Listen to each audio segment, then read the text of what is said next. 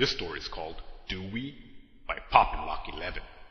A teenage boy by the name of John went to a middle school far out west. His best friend Felix would always meet him in the hallways in between class to talk for a while about girls, games, and YouTube. After their chat, they would head back to class before being marked late. On one particular afternoon, after classes were over, they met outside. "Want to come over later on today?" asked John. "I don't know if I can, but I will try," replied Felix. Later that evening, Felix had not shown up at John's house. Around 9 p.m., as John sat on his porch, just before he had finally given up hope, out of the corner of his eye, John saw a dark, shadowy figure race past the corner streetlight. It had raced out of his neighbor's yard. John could not believe his eyes and could not make out what the figure was.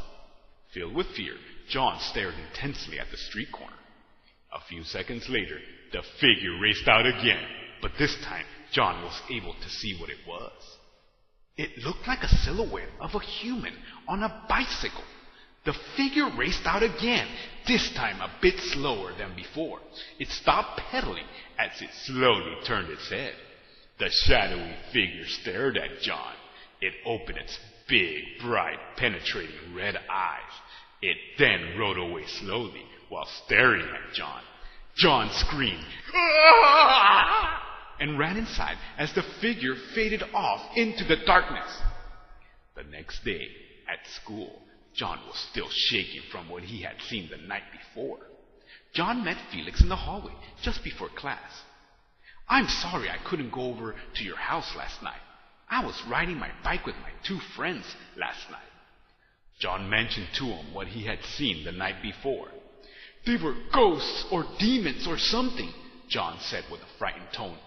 Felix looked calm. Felix's eyes slowly turned red as he said, "Well, we don't believe in ghosts